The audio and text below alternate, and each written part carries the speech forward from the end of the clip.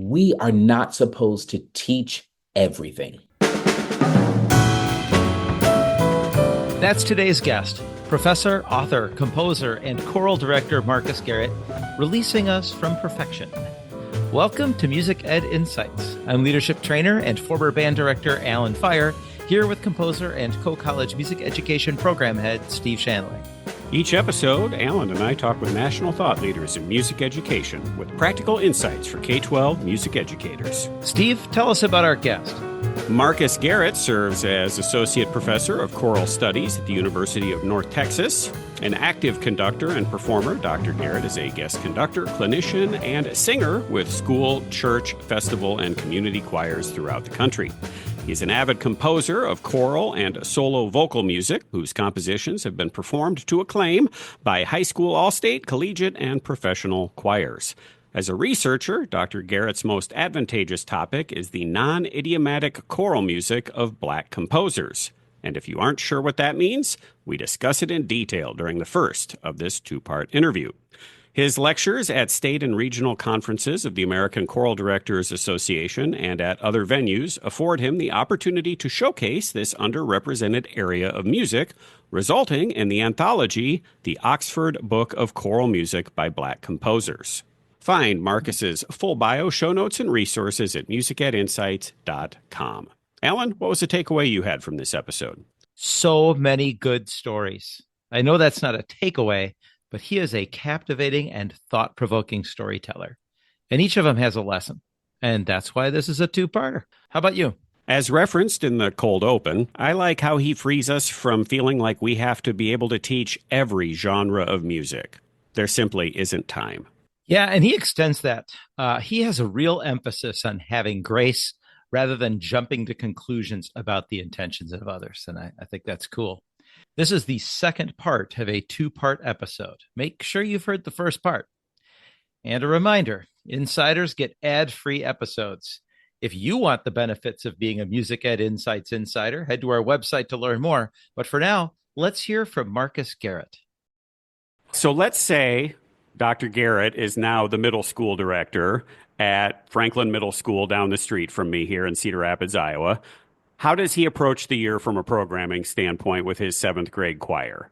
Like, are you looking to do a little bit of something every concert? Like, what would that look like based on what you kind of know of the limitations of those voices and the existing repertoire, and that they're going to give 3 concerts this year?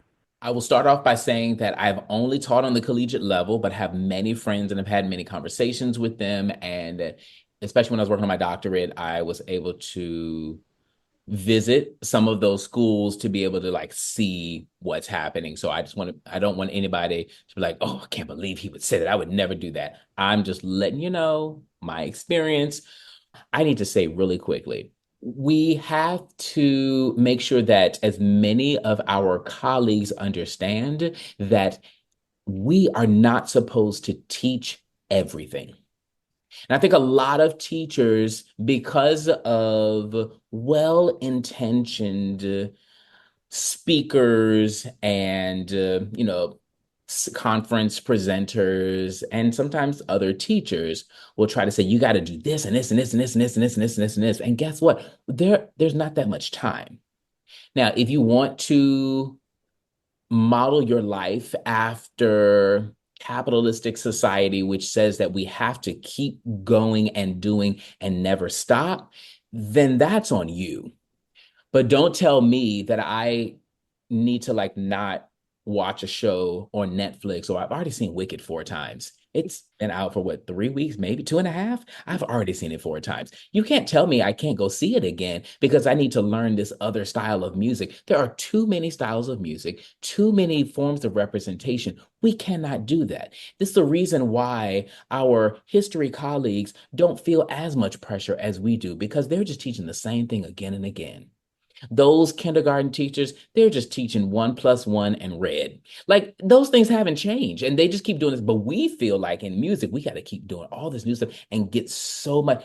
We don't have to do all of that. And as long as you are open about it, and maybe you at least share how they can get exposed to other things, it might just be sharing a video or say like, here's a list of podcasts that you can listen to if you feel like. So that's all that. So I'm going back to No, the that's huge. That might be the most important thing you say today, because I think so many of our public school teacher listeners are feeling this pressure that, and now I got to teach mariachi and I've never even listened to it. And now I got to teach rock band and I was never trained to do that. And now I have to teach, and even just choir, I got to teach all of these languages. And I am barely, good enough at because English and yeah, all of that. So to have that freedom for you to say, we don't have to be everything for everybody. And in fact, you shouldn't try that because it's going to fail. That's yes, huge. exactly. And what you said about you're going to fail,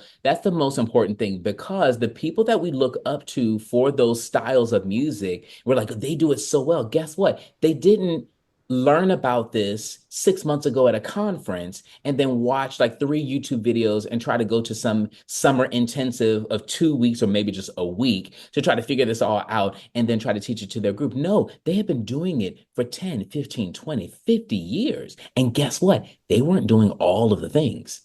They were doing one or two things. Again, you can expose your students to it like through technology. Maybe you just zoom them in and you pay them a certain amount of money so that they can talk about it, or you're able to bring them in because they're close by. You may need to spend some time writing for a grant to be able to bring a special artist, but you might only touch mariachi once every 7 years because you do want to give them exposure to other things. So it's okay for you to keep learning. Like, yes, we should try to improve, but trying to handle all of it right now and trying to give our students everything, every concert or every semester is literally impossible with the number of people that we have and the fact that because of technology in the 21st century, we're able to be so connected with people. Information is shared so quickly, the good and the bad. But back to the school year, I'm not going to try it all because I know that I can't.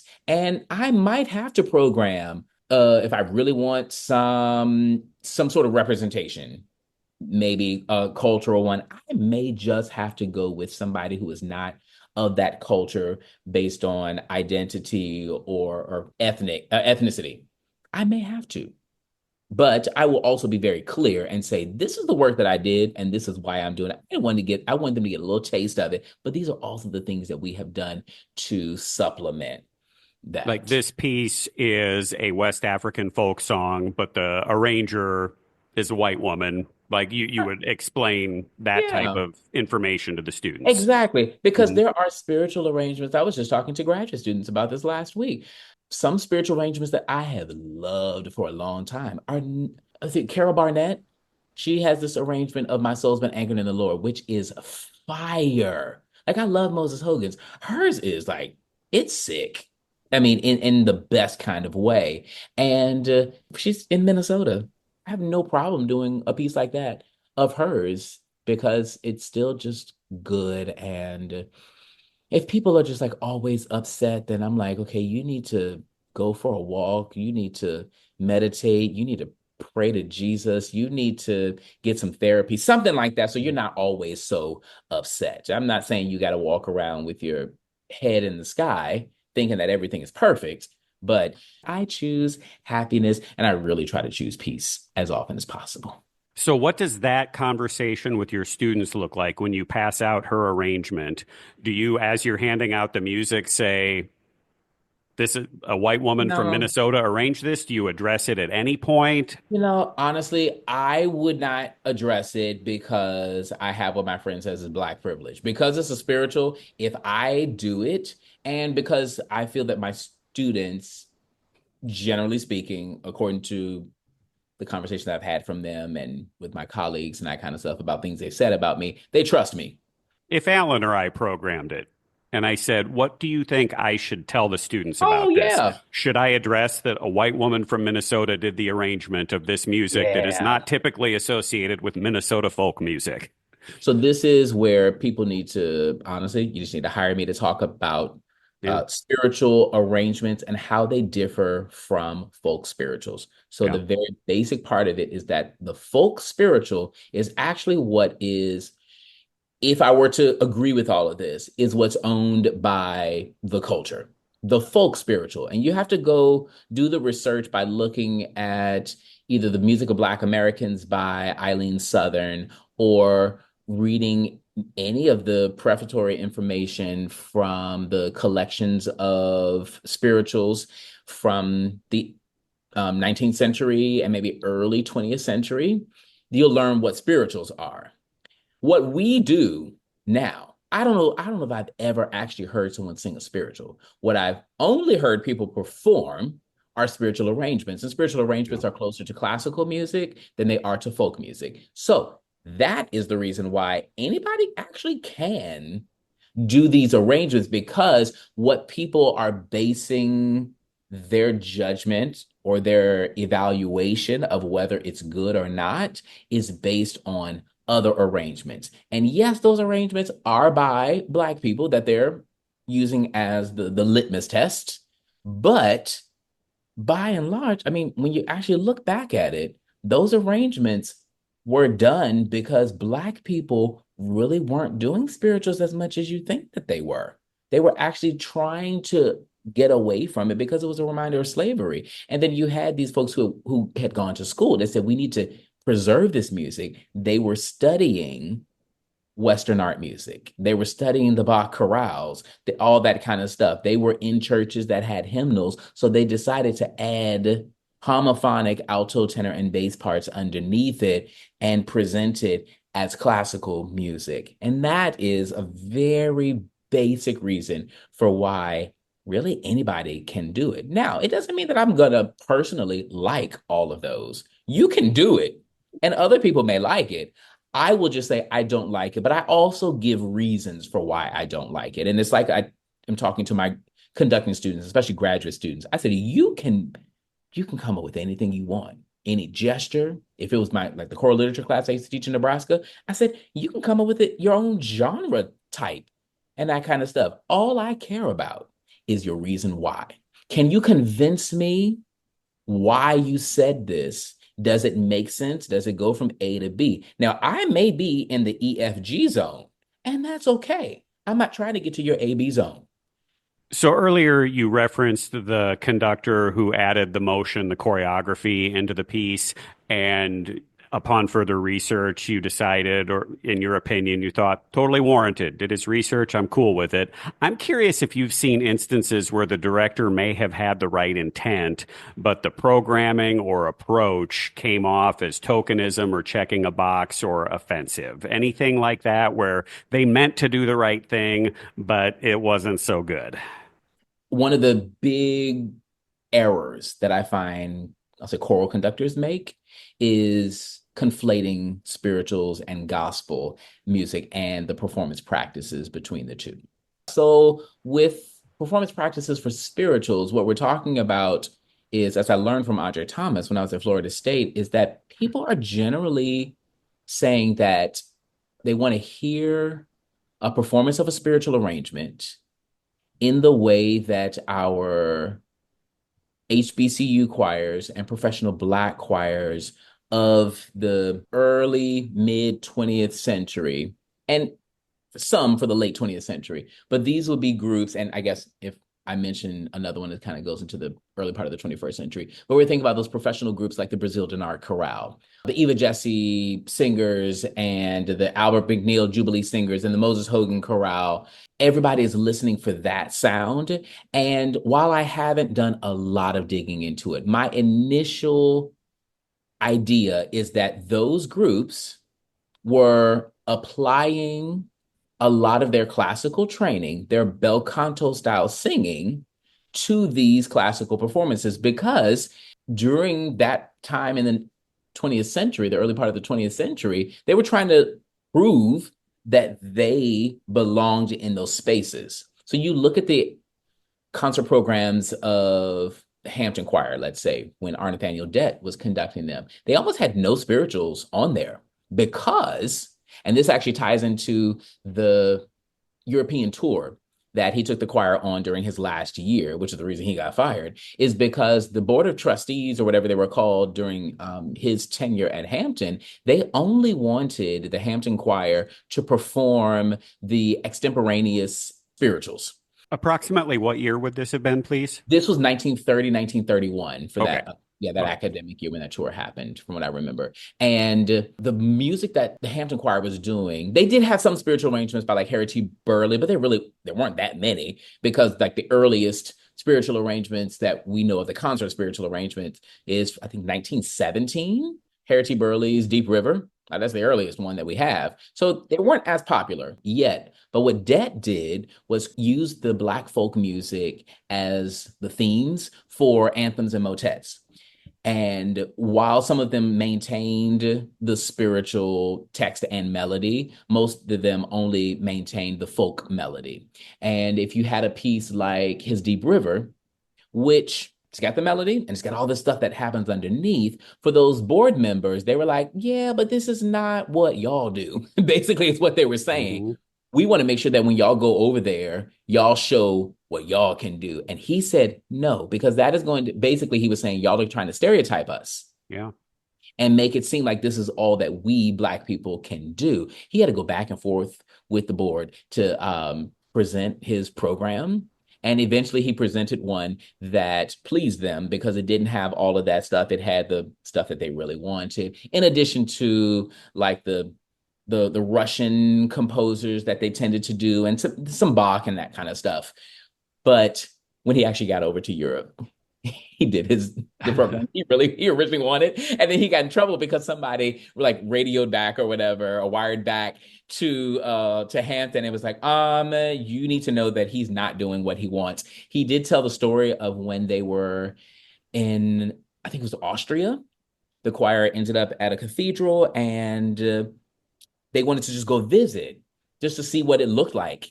And somebody found out. It was like, oh, well, who are y'all? I mean, because you see a group of Black people together and it's like, well, what's happening right now? So he explained that they were a college choir, and the guard or like whoever's at the front asked them to sing. And he was like, no, we're not going to do that because like people are praying. Like, we're trying to be respectful. It's like, well, you don't have anything? So they sang Ave Maria.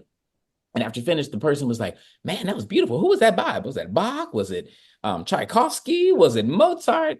And again, people were worshiping at the time. So he didn't want to make a scene. He was like, that's mine. But again, that person just assumed they had to be by a white person because it was in Latin and it wasn't the type of expression that inspired like Michael Tippett to do A Child of Our Time. So you got like there were so many things that happened, but he made sure that people didn't, as much as he could, that they didn't stereotype his group. But because he was doing all that kind of stuff, he was told he needed to leave the institution and then he had to go somewhere else, which is unfortunate, but that happens. Anyway, back to all of that, it really is just saying that it's that sound, applying their classical techniques to some of the types of music that they have been doing. Maybe all of them actually hadn't been doing that outside of school. And it's those sounds that are the ones that people are used to. And so people see that, but then also those HBCU choirs, even though they were doing gospel, I mean, spiritual arrangements, they were also doing gospel. And so people just, our brains are not that great. We don't remember as well as we think we do. And so then they just try certain things. But then also there are some arrangements of spirituals that are in a gospel style. And that's where people really get tripped up because they do a gospel style arrangement of a spiritual where it's okay to do certain things. And then they try to apply that to the non-gospel spiritual arrangements. And then you've got, honestly, me and my friends, we're sitting back there like, oh, you poor soul. Oh, you tried, but, or we hope you tried, but man, that was a swing and a miss. But then that's where some people are just like, I'm just going to not do because I'd rather people not get upset. But guess what? You're going to always make people upset. Where are you on Stephen Foster, Wagner? Like, are there any Ooh. composers where you say, yeah, their personal thoughts or views are so disgusting to me, I won't program them, or their music was good, even if their personal life was bad, or this person used their music as a way to espouse these awful views, so I'm not going to program it? Where do you weigh in on all that? Oh, that's tough. And it's a case by case thing for me. Well, there's at least one composer choral composer who got his career canceled, and I've not programmed that person's music since then, even though it's really pretty music. But I know that some people, when they see that name, they're going to remember that thing. When it comes to, like you said, Wagner, I am sometimes like, really? But I understand that we're humans, we make mistakes. Was their artistic expression, in some cases, was their artistic expression truly their thoughts and feelings about this event, that group of people, and that kind of stuff? Or is it just art for art's sake? And it can be difficult. So if somebody programs music by, we'll say, a canceled composer, will I have thoughts? Yeah. Am I going to share it with them?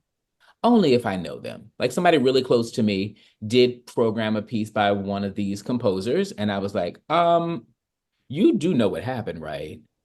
No, I haven't been on social media to see that. I was like, oh, so this is what happened. Well, we already learned the song and like contest is next week, so I can't like not do it. I was like, I totally get it, but I just want you to be informed about it. So if somebody is able to, again, like I told my grad students, if you're able to give me a reason that lets me understand why, and I may not be convinced, but I can follow, then I will be okay. Even when performances are not what I prefer, most times I'll clap because guess what? The people who are performing the music, mostly in my situations, mostly students, they don't know all of these things. And so I don't want to show them disrespect when they didn't know.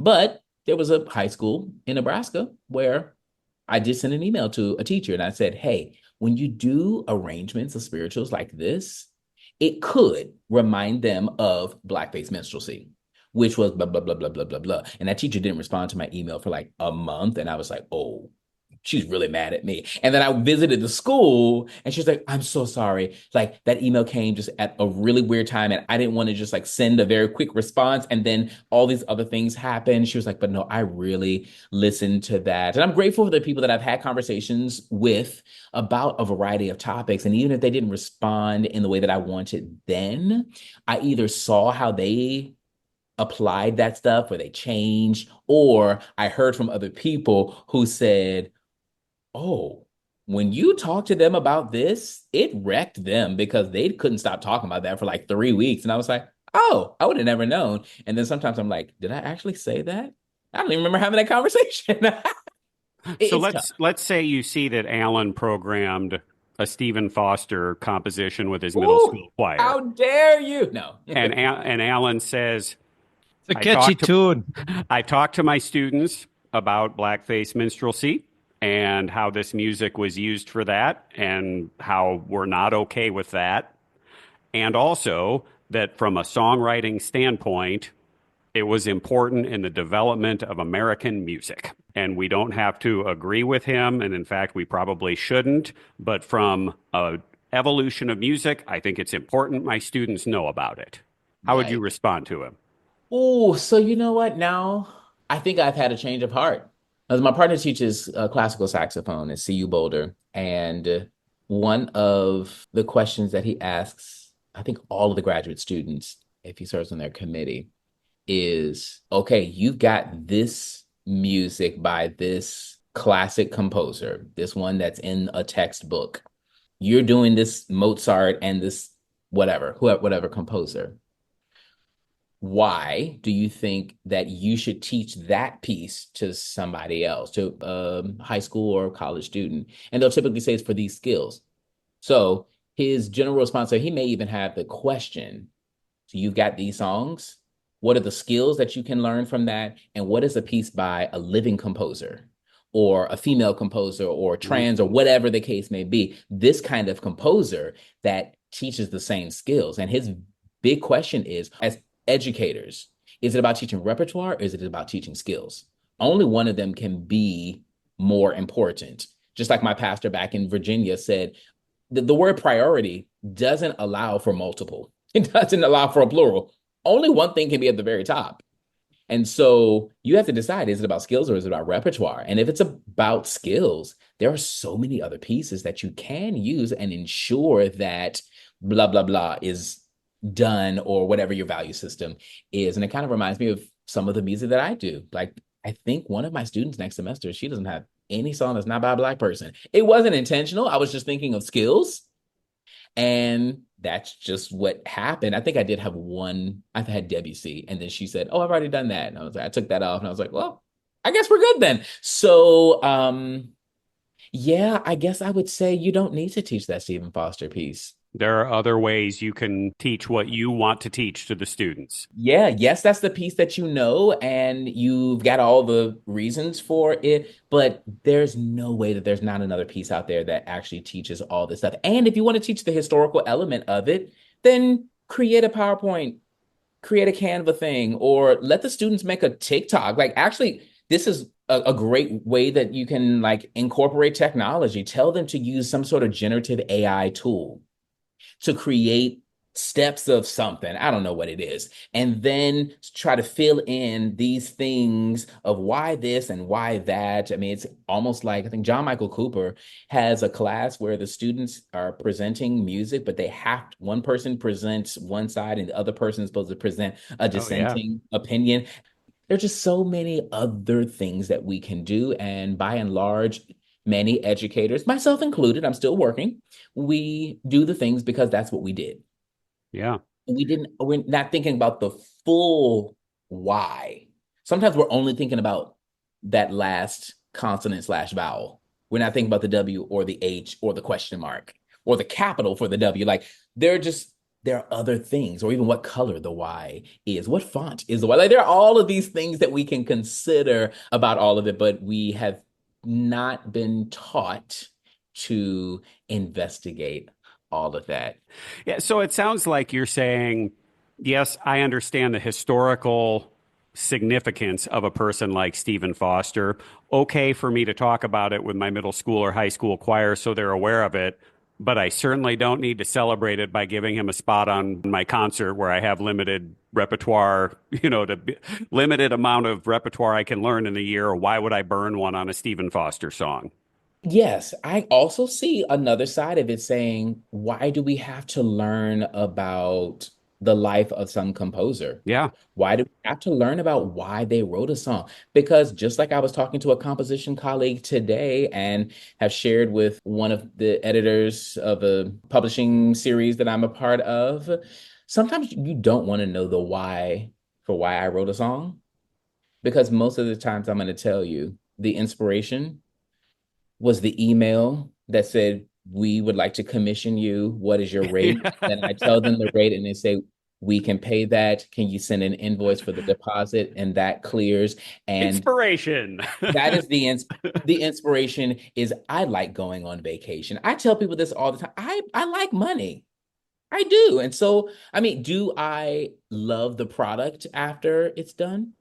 Almost always. There's sometimes I don't even like what I wrote, but I do enjoy the money. And so sometimes you don't want to know the why for even why I wrote a song, or like, oh, this chord means so much to me. And I'm like, I am so glad that it did. You want to know what happened, how I created that? There's one song that people are like, oh, this is just a great. I said, I was at the piano and I'm not a pianist. I still don't think that I wouldn't consider myself one, but it was almost 20 years ago when I was writing or doing an arrangement of Were You There? That's spiritual. And I was in A major at the piano and I had an E major chord. I put a little D in the bass, so a walk down, bum, bum. And I forgot to go to C sharp. I went to C natural and then created a chord off of that. And then I was like, oh, and then I went and redid the whole song. And the song is based off of sevenths because I made a mistake. That's the inspiration for that song. And now when people are like, that was such a cool use of the German sixth that you meant to use there, Absolutely. you're like, yeah, no, I'm just not a very good piano player. That's it. Right. Love Oh, it. yeah. Oh, life is fun. Yeah. Well, what other cool things have you been up to these days? What should our listeners know? I'm grateful that Oxford University Press, the music division, has been So welcoming to me. It was 2021 when I did a presentation on non-idiomatic choral musical Black composers. And Robin Elton, the head of music publishing, reached out to me and said, "Hey, I didn't get to get into your session because it was full, but I would love to talk about some stuff." And it was because she wanted to publish a piece of mine that had started making the rounds, but I was selling from my website. And she told me about the solo collection that they were coming out with and the Carols for Choir 6. And she's like, "We'd love for you to just submit something for all of these things." And I eventually did. But before we finished, I said, "So, well, I've got you. I see y'all got like the Oxford Book of English madrigals and French chanson and spirituals and all that stuff. What about this original music of Black composers?" And so put together a proposal. She helped me figure it out, and that worked very well. And so that collection came out, it was officially released last year. Well, my best friend, Edrin Coleman, and I are done with our part, and I think our book is now going to press. This is another anthology, but this one is called Accessible and Beautiful. So it kind of goes back to the middle school thing you were talking Yeah, about. yeah, This one is 30 songs, has a diverse group of composers. We tried to get as much representation as we could. Yes, some people and some identities are not there, but we just can't do it all. We did the best that we could with the time that we have. And not only are the pieces all for developing groups, whether, I mean, some of them like for middle school, but for the most part, it's like developing high school groups. 30 songs, all with teaching guides that my best friend created. So with unique warm-ups for each of the songs, points of accessibility, a little bit of information about the composer and the music. And like these are questions that you could ask your choir. That kind of, so it's kind of like a lesson guide or yeah. lesson plan even that you can use. So that one is called Accessible and Beautiful. And this new anthology will be coming out in just a few weeks or months because once I finish, I just wait until they send it to me in the mail. I'm like, "Yay, it's here." So yes, that one's coming out, and they have already approached me because they've gotten a few requests from people like, "Is there going to be another Oxford Book of Choral Music by Black composers, or can you do one for treble choirs and that kind of stuff?" And this Accessible and Beautiful was basically an extension of my first one, but for the developing group, but and not just Black composers. But obviously, who I am, I was like reached out to a few folks like, "I need you to write something for me." But then yeah, we're thinking about some other things that could happen. And I'm just happy that they keep asking me, "Hey, you got anything new that we can publish?" And I mean, of course, it has to go through the approval process, but I'm just honored that they want to keep my name in their catalog. It's a blessing and definitely not something that I thought would have ever happened. Even 5 years ago, never would have thought that I would have like Oxford University Press stuff. So I'm grateful to be a part of this community. Well, Dr. Garrett, we thank you for joining us and sharing your insights on the very difficult, I think, concept these days of selecting repertoire for our group. But I've got something even more difficult for you now, and that is our lightning round. Are you ready for that? I'm ready. Okay. Favorite restaurant in the Dallas, Fort Worth, Denton area? I'm gonna say my cafeteria is Mean Greens Cafe because that is the vegan dining hall at UNT, and I get the faculty meal plan, which a faculty staff meal plan, which is amazing. Love it. But ooh, if I had to pick a restaurant, the first one that comes to mind is Vegan Food House because they have this fried lasagna that is wild. About a piece of music, a composer or performer that you wish more people knew about? Oh, Art Nathaniel Dett is always first and foremost. Like people need to know more about him, and he has two pieces in the upcoming anthology. So yay! How about a favorite film or TV series that you have enjoyed recently? Recently, that would have to be Wicked. I've seen it 4 times since it came out. It's been what, 2.5 weeks. That is it. I mean, my all-time favorite TV show though is I Love Lucy. There's some problematic things in there, but I understand that's what they didn't know any better, and we look past and I know that they would have done differently. How about the most memorable live music performance that you have attended? The most recent one was probably the Tenebrae Choir, But every time somebody talks about the most impactful performance, it was the time that I sing with the Jason Max Ferdinand Singers, and we got to sing for the American Choral Directors Association conference in 2023 in Cincinnati. And when Jacob Collier came out at the end for his song and he did the audience choir thing, we finally got to be the audience. And that was like special, like in the concert. We then turned into audience, which was super cool. And then to finish his song World Oh World, which is just an unreal piece that makes you feel so good. Like, I still talk about that. That is etched in my brain. And finally, a book recommendation for our listeners, please. I'm just going to be real stereotypical and say the Bible, because there were some really good things that you can get from there. And if everybody can, I'm just going to leave that out there. Everybody can find some really good stuff from there. Thank you so much, Dr. Marques Garrett. This has been one of the greatest conversations I've had, not just on the podcast, one of the greatest conversations I've been a part of in recent history. It's been wonderful. Thanks so much for making time for us. Oh, that means a lot. I appreciate the invitation. It's been great chatting with y'all.